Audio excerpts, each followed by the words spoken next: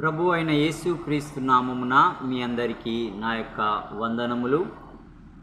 ఈ యొక్క సమయమందు ఎఫెసీలకు వ్రాసిన పత్రికను గూర్చిన కొంత సమాచారాన్ని తెలుసుకుందాం.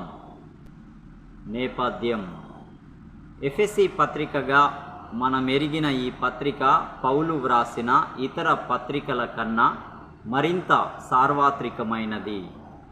ఇందులో ఎక్కువ భాగం క్రీస్తుకు సంఘానికి మధ్యనున్న ఏకత్వం గురించి వ్రాసి ఉంది. ఆ ఏకత్వం క్రైస్తవుల జీవితాలలో పెంపొందించవలసిన ఫలితాలను గురించి కూడా పౌలు వ్రాశాడు. మరి ఏ ఇతర సంఘంలో కంటే ఎఫెసు సంఘంలో పౌలు ఎక్కువ కాలం గడిపినప్పటికీ ఈ లేఖలో అతడు ఆ సంఘంతో కానీ అందులోని వ్యక్తులతో కానీ తన సంబంధం గురించి ఇదమిద్దంగా ప్రస్తావించలేదు. పౌలు ఈ లేఖ వ్రాసే సమయానికి ఎఫెసులోని ఆ పరిసరాలలోనూ ఉన్న సంఘాలలో ఒక రకమైన దుర్బోధ క్రైస్తవులను కలవరపెడుతున్నది. పౌలు పంపిన ప్రత్యేక వార్తాహరుడు ఈ ఉత్తరం యొక్క అనేక ప్రతులను ఈ సంఘాలలో పంచిపెట్టినట్టు తెలుస్తున్నది.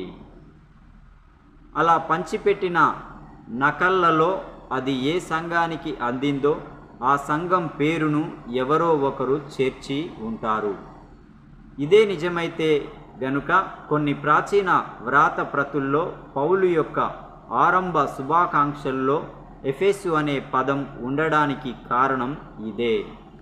ఇతర వ్రాత ప్రతుల్లో ఎఫెసు అనే పేరు కనిపించదు.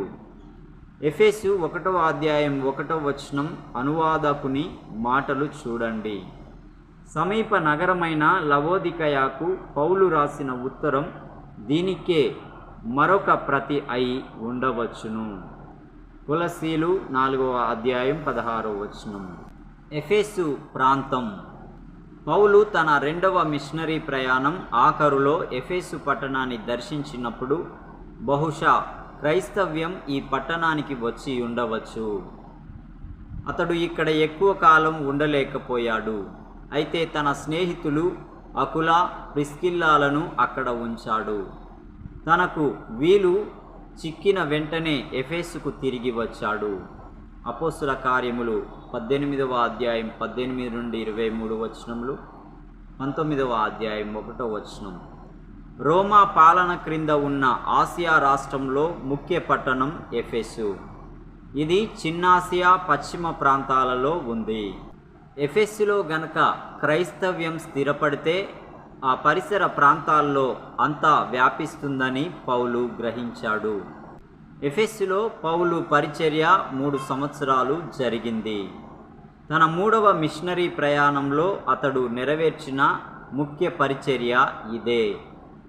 అతడు సంఘాన్ని బలపరిచి శిష్యులకు శిక్షణ ఇచ్చాడు. ఒకవేళ ఈ శిష్యులే చుట్టుపక్కల పట్టణాలకు, పల్లెలకు సువార్త తీసుకువెళ్ళే బాధ్యత చేపట్టి ఉంటారు. తత్ఫలితంగా కొలస్సయి, హియెరాపోలి, లవోదికయ పట్టణాలలో సంఘాలు ఏర్పడ్డాయి. అంతేగాక స్ముర్నా, పెర్గము, తుయతైర, సార్దీసు, ఫిలదెల్ఫియాలలో కూడా ఏర్పడి ఉంటాయి. అపోస్తుల కార్యములు 19వ అధ్యాయం 8 నుండి 10 వచనములు, కొలస్సీ 1వ అధ్యాయం 7వ వచనం, 2వ అధ్యాయం 1వ వచనం, 4వ అధ్యాయం 13వ వచనం, ప్రకటన 2వ అధ్యాయం 8వ వచనం, 12వ వచనం, 18వ వచనం, 3వ అధ్యాయం 1, 7, 14 వచనములు. ఆ ప్రాంతపు విగ్రహారాధక మతాలకు ఎఫెసు కేంద్రం. అపోస్తుల కార్యములు 19వ అధ్యాయం 35వ వచనం. అంటే క్రైస్తవులుగా మారిన వారు మూఢనమ్మకాలు, అబద్ధ మత ఆలోచనలు ప్రబలిన సమాజానికి చెందినవారన్నమాట. అపోస్తుల కార్యములు 19వ అధ్యాయం 18వ వచనం, 19వ వచనం, 26 నుండి 27 వచనములు.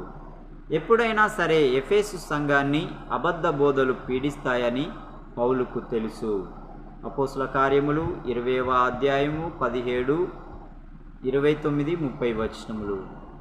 తప్పుడు మత నమ్మకాలున్న సమాజంలో సాధారణంగా నైతిక విలువలు సరిగా ఉండవని కూడా తెలుసు.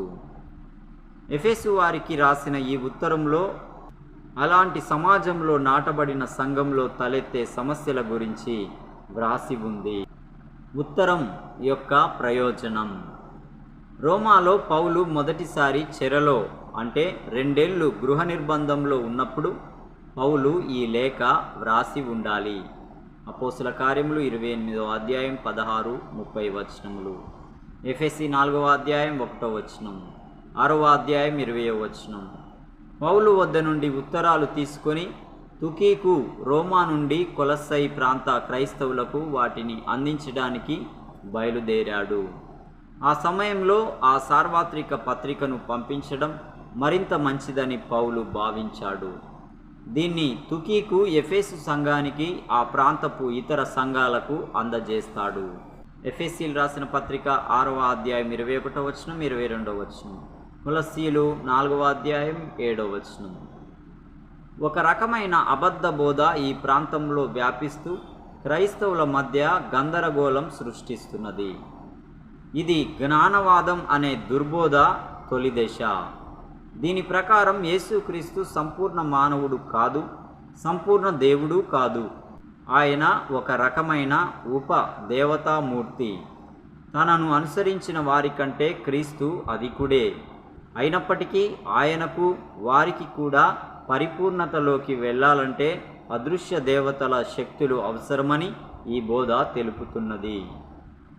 ఎఫెసు సమీపానే ఉన్న కొలస్సై సంఘానికి రాసిన లేఖలో పౌలు ఈ సంగతిని మరింత వివరంగా చర్చించాడు. ఈ లేఖలో క్రీస్తు ఈ విశ్వానికంతటికీ ఆదినాథుడని, ఏ దేవతల నుండి ఎలాంటి సహాయము ఆయనకు అవసరం లేదని చెప్పాడు. క్రీస్తులో ఇప్పటికే పరిపూర్ణులైన క్రైస్తవులకు ఇక అదనంగా ఏదీ అవసరం లేదని కూడా చెప్పాడు. ఎఫెసీ పత్రికలో క్రీస్తు ఈ విశ్వానికంతటికీ పరిపాలకుడన్న తన నిశ్చయతను పౌలు మళ్ళీ చెబుతున్నాడు.